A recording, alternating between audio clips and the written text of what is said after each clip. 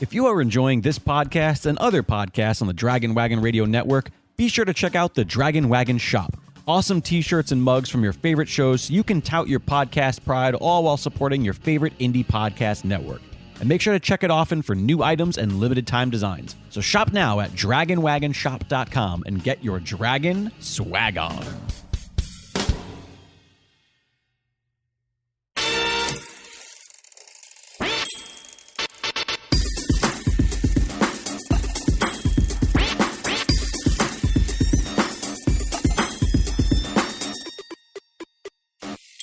Hello and welcome to another installment, another edition, if you will, of What the Heckonomics. My name is Jake Lloyd, and I don't know anything about economics. I'm 35, and I've made it up until this point, generally just kind of avoiding all economics knowledge. But luckily, you guys, my very best friend is the armchair economist himself. Say hello, Brian Finifter. Greetings. So hopefully, if you're listening to this, we're in edition 3. You've checked out the first 2. You should have a kind of an idea of what this is. But Brian, would you like to reiterate your stance on your life? Sure. So, we'll start with the disclaimer that I have no official economic education or professional training. So I'm just a guy who reads and just learns as a hobby while doing everything else in life. And these are just my best understanding and my opinions. So if you look dumb at a dinner party, it's not my fault. It's on you. With that said, yes. Brian, what are you learning me today? We are going to talk about something that has been around for a long time, has had a lot of different names, but it's still very relevant today. And Prostitution. The oldest profession. Nope.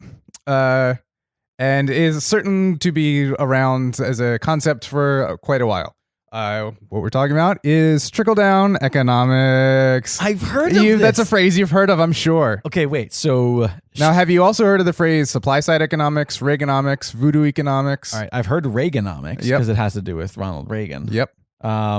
The other two, no. Okay. But voodoo economics sounds like fun. That sounds like something I've read in a comic book. Like that's what Dr. Voodoo uses. Dr. Strange uses voodoo economics. Yeah, exactly. Yeah.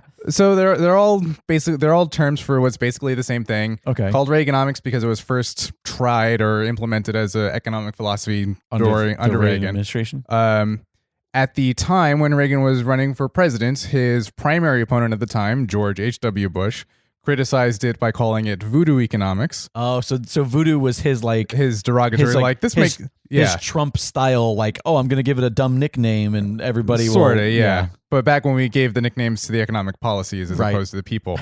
Yeah. And that was all before H.W. Bush became his vice president. And then he was like, you know what, this is pretty much on board, yeah. Gotcha. Which is, to be fair, H.W. did raise taxes because circumstances made him, but anyway. Before we dive in, sure. Can I sort of tell you what I think trickle-down economics is in the most simplest of layman's terms? Sure. Trickle-down economics is, if I'm not mistaken... Let's see what's trickled down from the news into your layman's awareness. Well done. It's essentially if we provide the top of the corporate or financial ladder, the people with the most money supposedly creating the most jobs, if we give them the most money, whether it be via tax breaks or that sort of thing, then their companies will be richer, which will then, quote, trickle down to their employees and then into the economy in a whole. That's very good. That's basically it. Yeah. Okay. It will trickle down in the sense that they will spend more, and that money will just work through the economy. Okay. People get paid more, so then therefore they will spend more. Great. Awesome. And it's basically built on the concept of what's called a multiplier effect. The idea that if you spend $1 here, like on a macroeconomic scale, if you spend $1 here in the right way, the right time, there will be a multiplier effect, and it comes back in 5 or 7 times. So one of the best examples of this is actually the GI Bill. When World War II ended, you had all of these men coming home and trying to figure out, okay, what the hell are we going to do with our lives now that we survived this crazy thing? And so the government decided, well, we'll send them all to college. Well, any one of them that wants to go to college basically for free can go. Okay. And so they did, and a lot of people, and that's kind of where the idea of you have to go to college to live in the middle class kind of came from. Oh, really? Yeah, and that's a very well-known example of the multiplier effect, because it's estimated that for every dollar the government spent on the GI Bill, Yeah. it returned $7 in the economy in the form of better jobs, better right. businesses, et cetera, et cetera. Interesting. I am not aware of any specific studies, but I guarantee you, if somebody were to do a study, or if they have, if you were to look at every dollar that NASA has spent, that money has come back 5 or 10 or more fold in terms of the technology and the science that then comes back. So that's a multiplier effect. The trickle down technology, if you will. Yes. Right. The sort of thing. But let's not confuse ideas. Sure. So the idea being, okay, we spend $1 on NASA, and NASA does work that ends up creating $10 worth of economic activity. Right. Sure. In new businesses and technologies and whatever. And so the idea behind the trickle down, the official or academic sounding term, is supply-side economics, right? Because supply side. Yeah. Okay, so okay. Go ahead. Well, so you've heard the term supply and demand, right? Yes. The basic mechanism of the market. Supply goes up, demand goes down, vice versa, and it always kind of hits this equilibrium. So the idea being, if you put more on the supply side, then that is what results in the trickle down. Right. And it's wrong. It's completely wrong. And we've known it's been wrong for 40 years, and people are still pushing it. And I can illustrate why with a very straightforward visual metaphor. Okay. You know how I love my metaphors. Yeah. So let's go down metaphor road. All right. So imagine that you have a particular restaurant that serves a particular food that is your favorite. Like, it's your just absolute favorite food in the world. And you haven't had it in months, and you've been craving it for months, and now you finally get to have it, right? Like, you're really looking forward to it. Further imagine that not only have you not had this meal that you've been craving, you haven't had a decent meal at all in weeks, right? Okay. So not only are you just craving this thing. Five Guys. Yeah, okay, there you go, Five Guys. We are not brought to you by Five Guys, but I wish we were. See, in my head, it's Big Mama's Pizza. See, nah, I'm all about that Five Guys burger. So anyway, so not only have you not had this thing you've been craving, you haven't had a decent meal at all in weeks.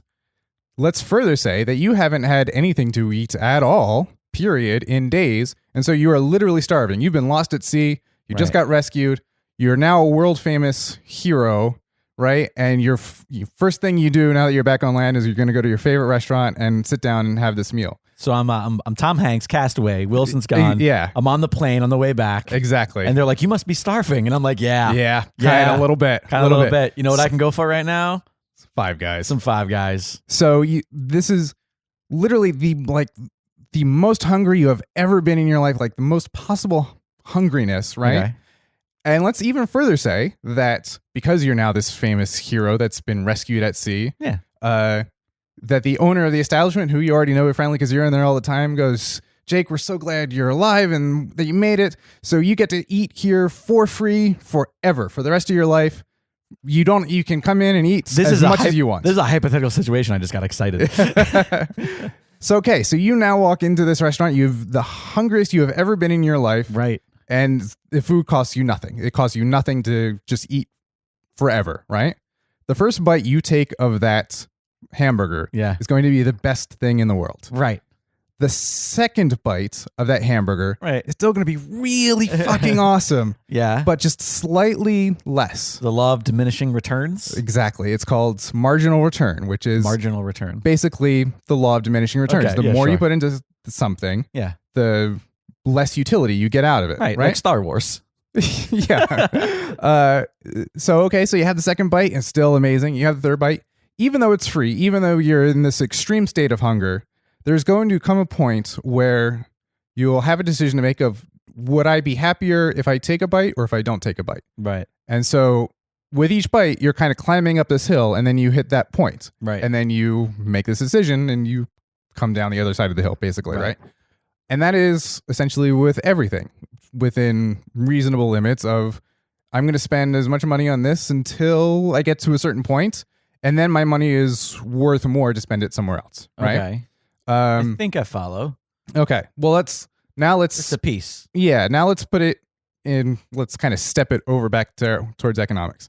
say you have $1 million that just is somebody's gonna give it to somebody. I did just get back from that island. They're very happy. I'm Sure, sure. yeah. I'm sure people have just been very, We'll keep it to the same. Very gracious. Well, no, you got $1 million purse and you want to give it away for whatever reason, right? I'm a charitable guy. And two people come to you and say, you should give it to me. You should give it to me. I'll make the best use out of it.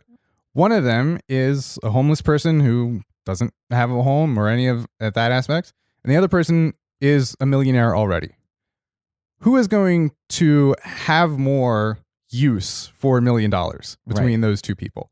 And this is not I want to, again, like in the old episodes, I want to stress this is not any kind of moral judgment, okay, right? Sure. We're not saying, oh, well, that one's greedy and that guy, one is more deserving. This isn't an ethics test. Exactly. It's not an ethic. It's just an exploration of the economics, not the morality of it. Okay.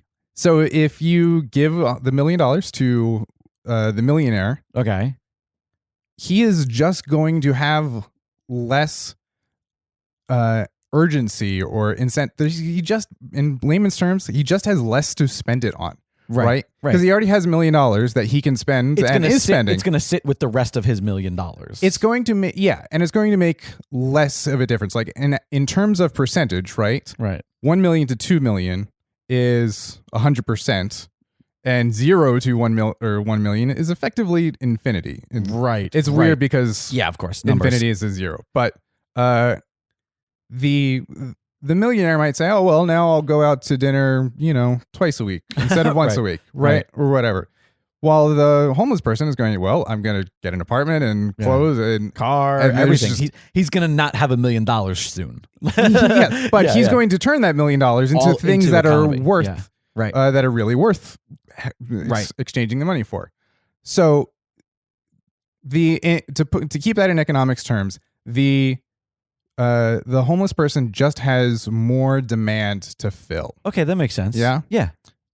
So again, we're back to the supply and demand aspect. So the idea behind trickle down economics, but behind supply-side economics, is that if you give the $1 million to the millionaire, they're going to create economic activity in the multiplier way. Right.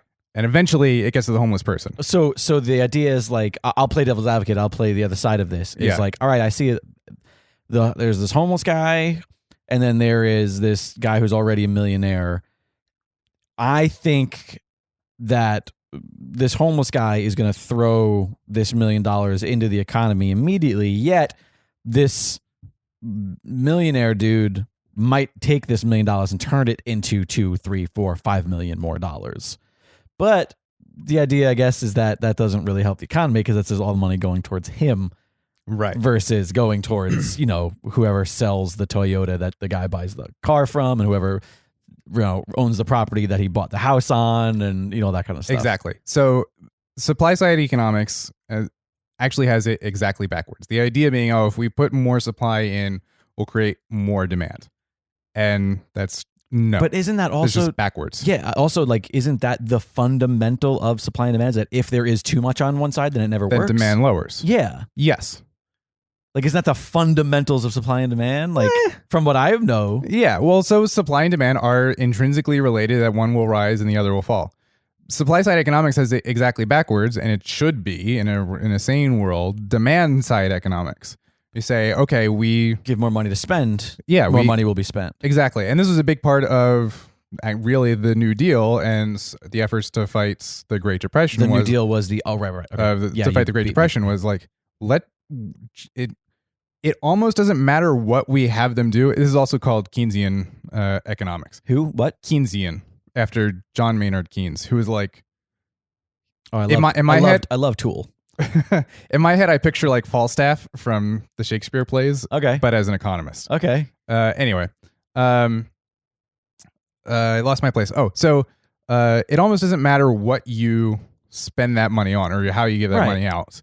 It just creates economic activity, right? And then ultimately, it creates enough activity that essentially the ball has enough momentum that it can keep rolling on its own, right? Some people, supply side kind of people, really hate when this happens.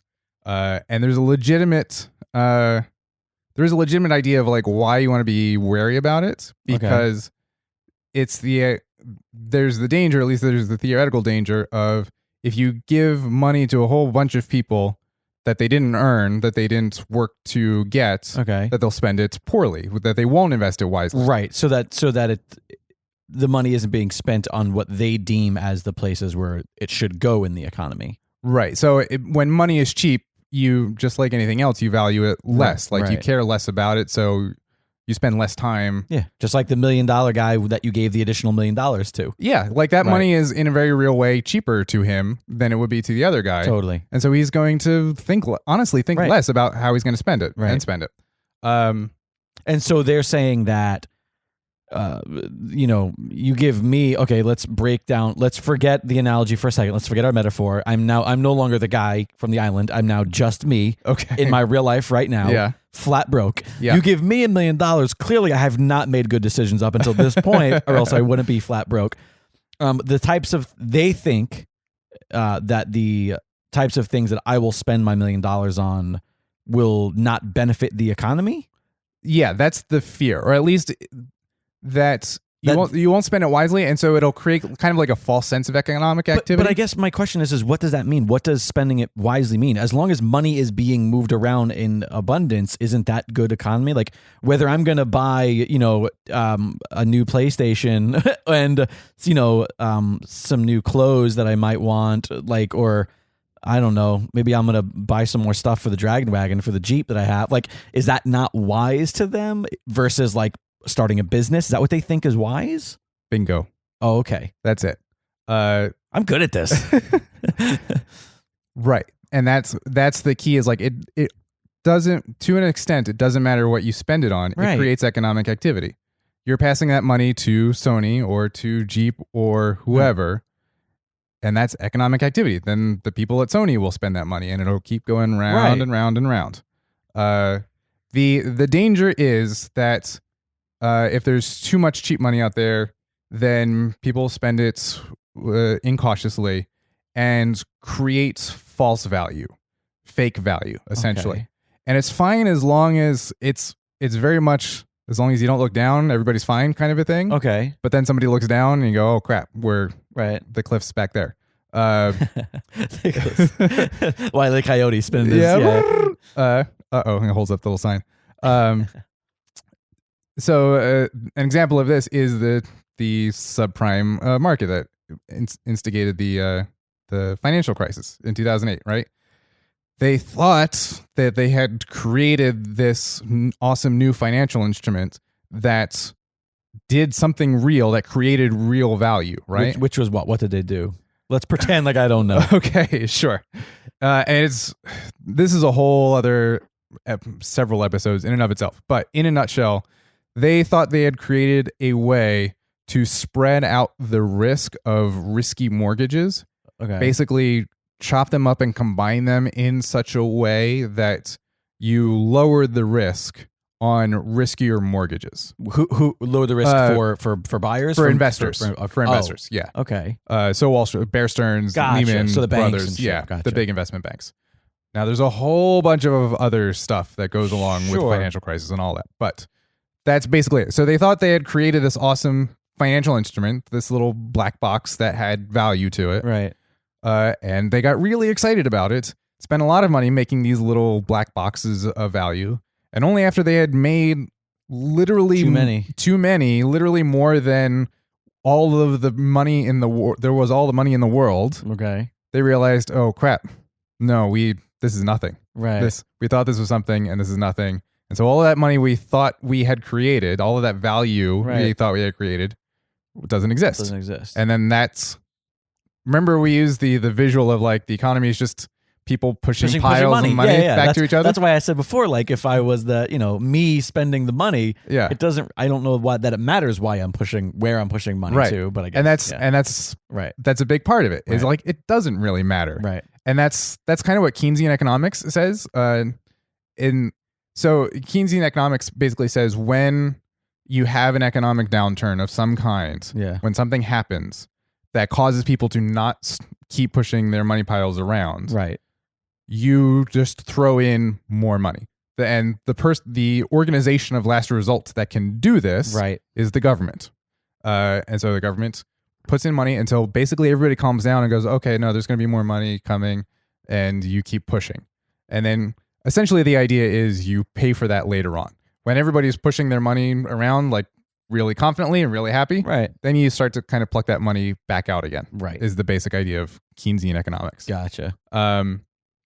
But with the subprime markets that precipitated the financial crisis, all of this value went away. So everybody went, oh, I don't actually have $3 billion. Right. So I'm going to hold on to the $5 I still have. Gotcha. And then that, Again, cascades. Because no more money pushing, no pushing the piles of money. Gotcha. Exactly. So that's kind of a tangent from where we were in terms of trickle down. Sure. But the basic idea is that there's a marginal return on anything. The more you put into it, the less you get out of it until you reach this certain point where it's not worth putting anything more in. You can get more utility for yourself by spending whatever that is, time, money, whatever, somewhere elsewhere. Yeah. Eventually.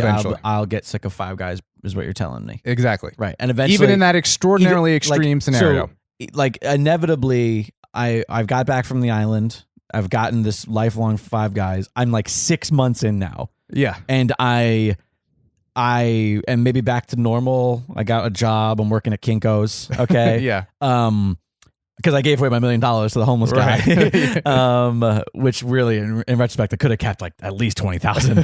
Terrible mistake. 6 months in, working at Kinko's, and it's on my lunch break, and I'm like, oh, it's like Kinko's is not near Five Guys. Yeah. Also, you know what? I haven't had Del Taco in a while. Right. Exactly. Eventually, there comes to a point where I'm going to be like, I'm just going to spend money at Del Taco, even though Five Guys is free. Maybe it's not free to get to, or in addition to, I just kind of want a taco. You just can't do it again. Yeah. Because your preferences will change to the point where a taco is worth more to you than $5. Right. Sure. Yeah. And did you ever meet our friend Nick, one of Chad's friends? Nick Mathis? Nick Mathis, yeah. Who won the lifetime supply of pizza from Pizza Hut thing? Wait, I never knew this. Yeah. I know them. No, I don't know this. This was years ago at this point. But in this regard, in this context, quote unquote, lifetime of pizza is like a year's worth of pizza, or whatever, right? But he basically ate nothing but pizza for a year, and by the end, he was like, "I'm never going back to Pizza Hut ever again. Yeah, I'm good." And even in that scenario, and I love this. Nick is as broke as any other LA actor at the time, right? Right. It was like, I'm gonna get a goddamn burger, right? Right. Wow. So sure, that actually happens in real life. So the basic point is that supply-side economics has it backwards. Okay. The people who have less money have more demand and more marginal return to fulfill with any money. Sure. I mean, and a lot of that is I would akin that to the idea of living hand to mouth. Yes. People like me, people like I don't know sometimes where my rent is coming from, and then the second I get paid, that money's gone before it's even in my bank account. You know what I mean? That is exactly right. Because there's more urgency for you to spend because you have that much more utility to gain. If I came into a ton of money right now, I would still be broke. Right. Because I have all this place that I need to put money Band-Aids on right now, you know, and that kind of thing. Absolutely. That's exactly right. And so the idea of trickle-down economics is basically a scam by rich people to justify cutting taxes. Now you're getting an opinion. Now I'm getting into the political. Okay, so you truly believe that it was never intended as a thing that was going to be beneficial? You think the entire thing from day one was always like this? We're going to lie to these people and tell them this is the way to do it. No, I think plenty of people believe it in good faith. There's plenty of economists and respected economists that believe it in good faith. Because I will say, and politicians that believe it in good faith as well. Because I will say this, if I'm a small business owner, I could even if my company is a couple $1 million worth of a company, and then I was given an additional $5 million, then my thought process would be like, oh, I'm going to create, maybe I can hire another branch, or maybe I can do, so I could do more advertising, whatever. Yeah. I could see where like I would be able to spend money, quote, creating jobs or that sort of thing. But I guess that's sort of the pipe dream versus the reality. Because maybe for every one of me who maybe will use money or a giant tax break for my multi-million-dollar company, there's 10 people who are just going to sit on the money or not create new jobs, not create new economic growth. This is the big question. This is the question that's been studied since the 80s, since it kind of first was really tried. I was like, okay, does this theory bear out? When we do this, does economic activity go up? And everything says no. So there's never been a positive confirmation. Not that I know. Again, I'm an armchair economist. Sure. But there's no, like, there is, as far as you know, there's no scientific proof. Not that I'm aware of. Interesting. And I'm sure there's plenty of thick pieces from the Heritage Foundation about how it works. How it has worked. Gotcha. But whatever. So what happens in practice, and what everybody said was going to happen with this last tax cut bill that passed, that the Republicans passed like 3 or 4 months ago, as of this recording, is exactly what happened, and exactly what you could predict happened if you looked at the history of supply-side economics. Sure. They gave all these tax cuts to the upper incomes, the upper 1%, the capitalists, the corporates, corporate giants. As Bernie would say, the 0.01 of the 0.01%. The guys who will not get me a bagel. I shouldn't do that. Why not? I mean, I'm half Jewish, so I guess it's okay, right? Yeah, right. Well, all right, whatever. So exactly what people predicted would happen has happened. Okay. Is most of that money has gone to what are called stock buybacks. Okay. The pitch was they will spend this money to open. I'm sorry, I don't mean to cut you off. But when you say that money, you mean the money from the tax breaks, right? Okay, so the money that was presented to the 0.1 of 0.1%. So the tax bill lowered the taxes, right? And so now they have more money because that's not being taxed, right? And so their savings, right? Their pitch was, well, they'll spend that savings on new factories and hiring and bonuses, creating and raising jobs and providing wealth to the people below them, and raising wages, et cetera, et cetera, et cetera. Didn't happen. It has happened a little bit, right? And I would frankly, watching cable news, if you see somebody arguing for this, they're going to cite all of these examples of what has happened. So, and you'll see a lot of it in the news of, Walmart gave $1,000 bonus to all of their employees. Sure, right? Of course. All of those sort of like little one-time things. So those things did happen. Right. They, in my opinion, are PR. Yeah. They're let me ask you this. If Walmart gave everybody $1,000 bonus, how much money did the dude who owns Walmart get? Bingo. Yes.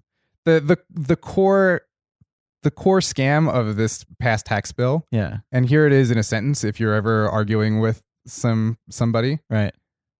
The core scam at the heart of this is all of the tax cuts for the middle class are temporary. Yeah. And all the tax cuts for corporations are permanent. Gotcha. That's it. The tax cuts for the middle class that are actually in there and do exist, and fair enough that they do exist, are there to make it palatable enough that they could actually pass it. Gotcha. So it's a carrot and a stick. Yeah. In a way. Yeah. Where it's like, we're going to, here middle class, we're going to cut this X percentage. But the truth of the matter is, how much more are the middle class saving? A couple $100 a year? No, thousands. More than that, but even if not enough to change your life, probably, I would assume. No, certainly not. Somebody, with a ton of student debt, right? That's not getting rid of their student debt, right? And so you're not really changing your position. Maybe you can supersize your fries. Other than that, there's nothing that's well. So I don't want to downplay the middle class tax cuts that are there. They're not nothing. Okay, they're not huge, but they're also not nothing. But the key point of it is that they're temporary. Yeah. And they're going to expire, and the corporate tax cuts will not. Gotcha. And when you mean they're going to expire, you mean their taxes are going to go back to what they were after X date? Or yes. How does that work? Yeah. So in the bill, it says the tax rates will be X until, I think, 2029 or something. Gotcha. Right. whatever the year is. Their tax rate will be X until then, and then it will return to Y. Right. And I personally think that the Republicans are like, well, Democrats are probably going to be back in charge by the time Y comes around, so then we can blame them for the taxes going up. Right. That's just my speculation. My speculation, but that's your Illuminati speculation. your Jesse the Body Ventura thoughts. Yeah. So we can look at this most recent tax bill and all the taxes that the corporations had, and all of that extra money that they now have, and see what they did with it. Yeah. And sure, Walmart gave every employee an extra $1,000. But the majority of that money has been spent in what are called stock buybacks. Okay. Where a company basically buys its stock back to increase the value of that stock. And it's a way of inflating the value of a stock. Okay, higher than it is. They're buying the stock back from, because these are all like publicly traded companies. Yeah. And so they're buying back stock from people who just own stock in whatever they. Yeah. And when I'm not like 100% clear on on the intricacies of a stock buyback. Sure, so. but essentially, when you say they, you mean like whoever the owner of the corporations, the board holders. Okay. So it makes it so not private people. They buy it back as a corporation. Yeah, which in our government is a private person, right? Right. Something. Yeah. Which I actually don't give Romney as much shit as everybody else did for that, because he was making a valid point. He was just making it very badly. Sure. It can be reduced to saying that the corporations spent that money to increase their own valuation. Gotcha. They did not spend it, for the most part, by actually trickling it down. Yeah. And that's exactly what critics of the tax bill said would happen. And that's exactly what happened. And so, I mean, is there anything that can be done about this at this point? Is this just the way that it is now? Because here's the question is that, Walmart $1,000 thing isn't going to live forever. Like you're not going to be able to tout that in 6 years. Right. When like, hey, remember 6 years ago we gave everybody in Walmart $1,000 and they were still poor the next month? Right. Do you know what I mean? Like, what did they do on their end? When I say they, I mean the proponents of these bills and these tax cuts. What do they do on their end to maintain the illusion? Or inversely, what do the Dems or the opponents of this bill do to change it? Well, one big thing you can do, and this is crazy for the proponents to actually do this, but they could create and fund an entire news channel and news network of various outlets that essentially acts as a giant, massive propaganda machine. Okay. And just keep that flowing for 35 years. Okay. I mean, I know that sounds ridiculous. Who would do that? That's fair. So that's part of it. I honestly, a lot of it is just really actually what is skillful shaping of the debate. Right. Of constantly putting this argument out there and packaging it in a way that comes across as sounding pretty reasonable. Yeah. It's actually really kind of admirable. I admire the skill of like messaging, the guerrilla warfare elements of it, where like you hate your enemy, but you're like, you know what, you got me on that one. That was well done. It's like Patton and Rommel. You're like, you magnificent bastard, I read your book. Right. The skillful messaging of just like putting forward this simple idea, packaging it in a very digestible way for the layperson, but also kind of keeping this mysterious. Yeah. It's supply-side economics, and that sounds like something real, but in fact, it is not real. Right. It's not a thing. Let me ask you this question: you said that there's no positive proof of trickle down economics working. Do you know of offhand any positive, proof of the inverse working elsewhere? Right. What I jokingly call demand side economics. Yeah, demand side economics. Like, is there which is not a real term, by the way. Right. It's kind of my own made up. It's humorous because it's the opposite of supply. Exactly. Hence, yeah. Exactly. But like, yes, to answer your question, there's an example of this working somewhere. Many examples. So this is basically Keynesian economics. It's the New Deal and the Great Depression. Okay. So there's an example of it working in our own economic. Oh, absolutely. Landscape. There's World War II. All of the money spent building planes and tanks and guns. Maybe I sort of missed all this. Okay, gotcha. Is that. And the stimulus bill after the 2008 financial crisis. Right. And they were expressly designed to do this. And the stimulus bill like I remember that, like I got like $200 or something like that, and everybody was like, "Oh, I got Right. like," and I was still like, "Great, this is great. I still can't pay my rent." Right. But did that supposedly did have a positive impact on the economy? Yes. So and so there's when you're talking about specific bills and things, there's then you have to consider the political element, right? So Right. you have to get something through Congress, right? Sure. And the way you typically do that, and the way it worked in the stimulus bill as well, is you basically say, well, we're going to do a whole bunch of public work projects, like work that has to be done anyway. Sure. So a lot of road work and a lot Right. of bridge work got done Right. because of the stimulus. Gotcha. And that puts enough money in that it just kind of keeps the gears rolling. Right. Okay. The New Deal and the Great Depression was that's on steroids, and basically is just okay. We're gonna. Do you ever remember like learning about the Great Depression, and there's like an alphabet soup of agencies that were created, like the Tennessee Valley Authority and the Public Works I could have stopped Administration? you at the beginning of that sentence when I don't remember about learning about the New Deal. Fair enough. But yeah, But okay, or the Great Depression rather. if you learn anything about the Great Depression and the New Deal, you would know that they created just agency after agency after agency that did this thing or did that thing or whatever. A few of them are still around, but most of them are not. And they were all just various ways of getting money into people's hands, making them work for it, so they still valued the money. Right. And so that goes back to what we're talking about. We're like, well, I didn't actually do anything, so whatever. Right. And frivolate away.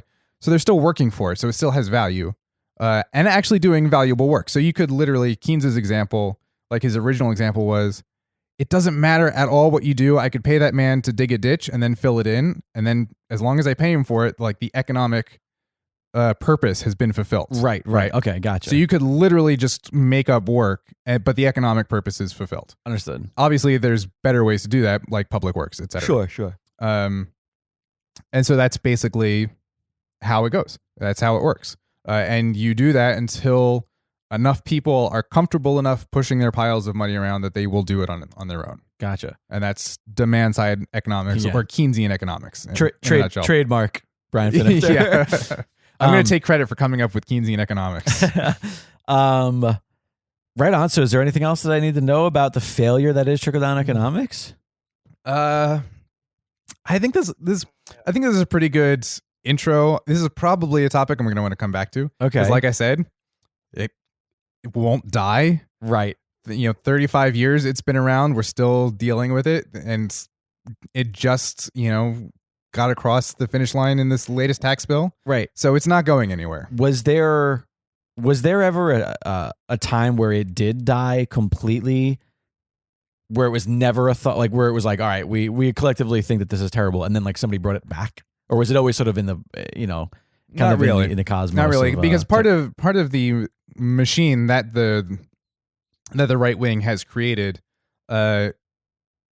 specifically it includes a lot of think tanks, and like created this whole like industry of think tanks that exist to just kind of supposedly study certain things. And some think tanks are real, right? And some think tanks are just factories to push out ideas and make certain ideas seem credible, right? And so there will always be, and there basically always have been, either economists or then later on think tanks pushing this idea kind of consistently and steadily since it first arrived on the scene. Gotcha. Well, that's unfortunate. Were there any other non-American examples of this working in modern time? Like, because I know you mentioned like Great Depression, coming out of that, but like, are there examples of Keynesian spending? Yeah, in other countries? in like within the last years. Yeah, honestly, absolutely. Are there any? I can't think of any off the top of my head. But do you know any economic systems that are sort of based on this principle, that are sort of like predicated on this, like every however many years that they sort of? I mean, honestly, all of the modern developed economies they're all built on the basic premise of if the economic activity on its own is kind of slowing down or seizing up for whatever reason, then it's the government's role as an economic actor to come in and stimulate the economy to keep the gears rolling. Right. And if it slows down, to inject some more gas into the system. Sure. And if the system starts to heat up, if it looks like it's starting to go too fast, Right. to pull a little bit of money out of the system, Okay. which is actually what people are talking about right now at this moment in time, because the financial crisis was really bad. It was the worst since the Great Depression, and the recovery was really long and really slow. Okay. It took, no recession has lasted as long As the one that and was as broad as the one we've just lived through. Sure. But now the economy is doing really well. The weird puzzle of the last few years is that even though the economy is doing well and unemployment has been going down, wages and inflation have not gone up. And so, like, everybody's like, well, why is that? Why? Right. How do you have one without the other? Yeah. Like, if things are going well, and if everybody is employed, then wages should be going up because people are competing for a limited amount of workers. There's no fries in this Five Guys bag. How do you have Five Guys without the fries? You can only do them together. You can't do them individually. Well, our fries guy got stolen by McDonald's because McDonald's paid him more. Oh. That's how wages rise. Fucking McDonald's. So that hasn't been happening, even though the unemployment rate has been going down. The wages haven't moved lately. They're starting to move. Inflation is starting to pop up. And now the big question at this moment is, okay, are we now overheating? Are we now, is the pendulum swinging from one extreme at the financial crisis over to the other end of too much? Gotcha. But that role is largely played by the Federal Reserve and the chairman of the Federal Reserve, which are probably terms you've heard. Well, the Federal Reserve. And that's a whole episode by itself. Sure. That we can do. But without getting too far into that, I am curious about this. The stimulus itself, or just stimulus in general, not the stimulus. I don't mean about the one a couple years ago. Yeah. I'm talking about, like, that money is coming from taxpayer dollars back to taxpayers, or is that, this might be so stupid and ignorant. I realize as I'm saying it, I'm like, Jake, you're a fucking idiot. Is that like new money? So, do you know what I'm saying? Is it literally printing money and going, here you go, have some more money via economy? Or is that, so it is that. It's the same thing with when you say taking money out of the economy, are they literally that? They are removing money from circulation. Essentially, yes. And not so like it's very literal. Well, not literally taking dollar bills, like running in and grabbing a person's $5 bills and running out of the room. But I've done that. But literal, like more literal than you would expect, in the sense that it's literally people at computers at the Federal Reserve changing zeros in a computer. And that's more money. And that's, now because everything is computers, right? It used to be, okay, we'll ramp up the presses and actually print more dollars. Make physical cash. But now it's just change a zero on this computer. Right. And so basically that's a whole system unto itself, where the Federal Reserve, which is our name for a central bank, right, basically decides how much money there is. And if it seems like the economy is slowing down, put some more money into it. And if it's heating up, slows it down. And it basically what we're doing in that situation is the government is borrowing from the future, is what's happening. Gotcha. Because we're like, the economy's always growing. As it's moving, it's growing, right? And if it's shrinking, that's really bad. Okay. We always want to be, because every day people are starting new businesses and finding better ways of doing things. Sure. That's economic growth. And so basically, it's the Federal Reserve saying, okay, well, things are bad now, but we're going to hope and bet that things will be better at some point. And so we're kind of going to borrow from that better day to get us through this rainy day. It's like a weird economic looper. It's like, or Free Jack. How about that one? I never saw Free Jack. How's that for a reference? One that goes over my head, which is impressive. Really? Free Jack? I've never heard of it. What's his face from? With what's his face? Yeah, of course. No, shut up! God damn it! Who's the lead singer of the Rolling Stones? I just forget his name. Oh, Mick Jagger. There you go, Mick Jagger. No, nothing. How did you bring me home on a movie reference with music? That's not how that should work. Isn't that? Yeah, that's how I roll. That's backwards. This is it's painfully obvious how bad Trickle Down Economics is to me. Me too. Which makes Facebook with libertarians fun. Right. Again, the opinions of Brian Finifter do not reflect those opinions of all of. Actually, that's not true. Most of them probably do. In any case, Brian, thank you for yet another lesson. I I hope that the listeners were able to follow along with some of the sidebars there, but I know sometimes I ask some tangential questions. But this is fantastic. I cannot wait to yet learn more about economics. If you are listening, please find me on Twitter at LiquidJake. Find Brian on Twitter at Brian Finifter, Finifter. We do not have a Twitter or a Instagram page for the show yet. It feels sort of redundant, but you can find us at Heckonomicspodcast.com. That is Heckonomics podcast.com. We are on the Dragon Wagon Radio podcast network.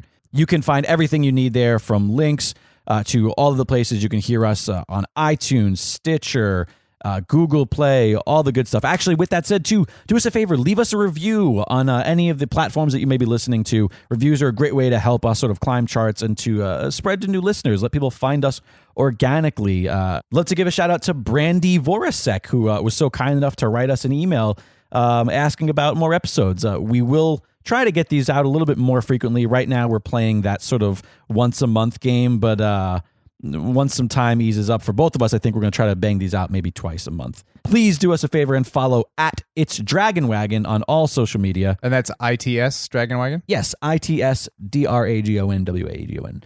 Dragon Wagon Radio is an independent podcast network.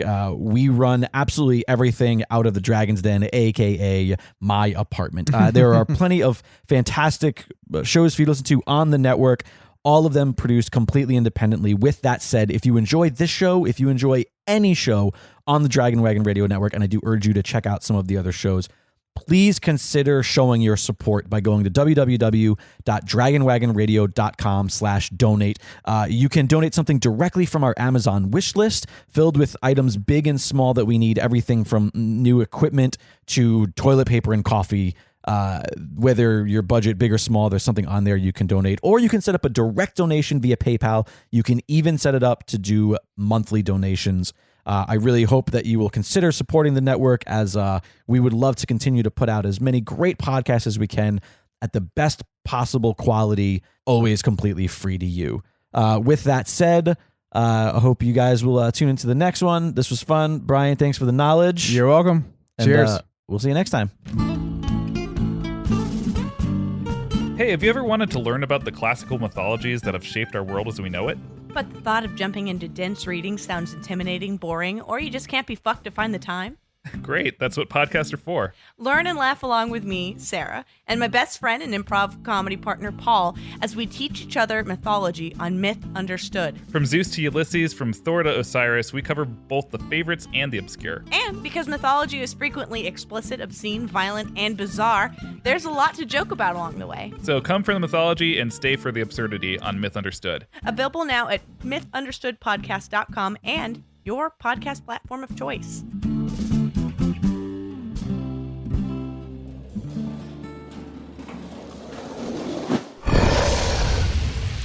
It's Dragon Wagon.